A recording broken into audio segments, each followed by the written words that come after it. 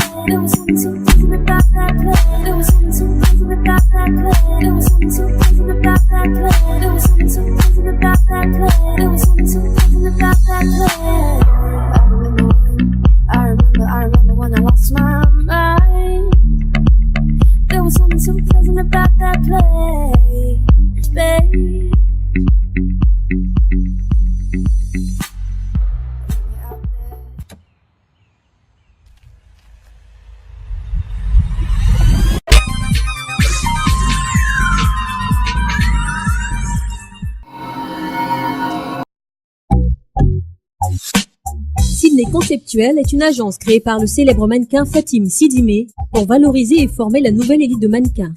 C'est aussi une agence de lobbying, management, décoration, événementiel, hôtesse, auxiliaire avec son showroom. L'agence est située à la Riviera 2, contact 22 00 80 40 90 12 00.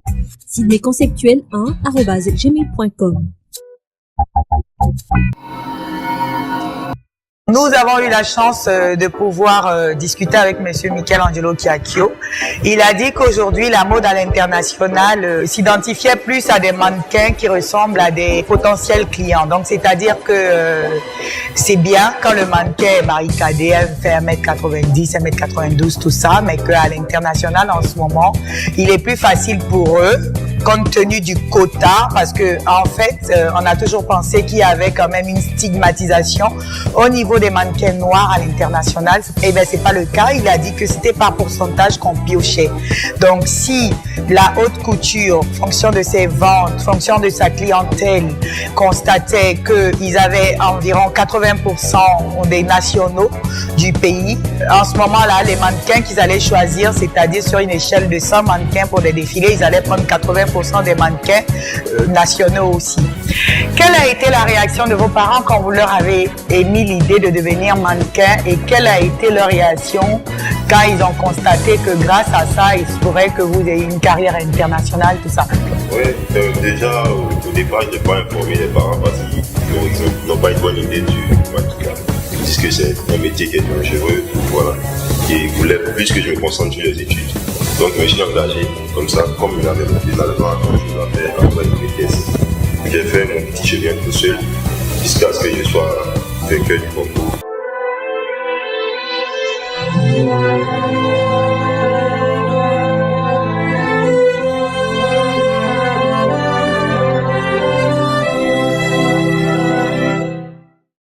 Je suis Madame Sidibé Mariatou de Poutspa. Je suis la mère de Papou Mikaël et de Saint-Mathieu. Et franchement, je n'imaginais pas un jour qu'ils deviennent mannequin. Vu son comportement, il est toujours calme. Et franchement, j'ai été un peu surprise. Et je ne savais même pas que ce jour-là, il y avait un concours auquel je devais participer. Je l'ai appris le petit matin. Bon, j'attendais le jour pour lui demander où il était.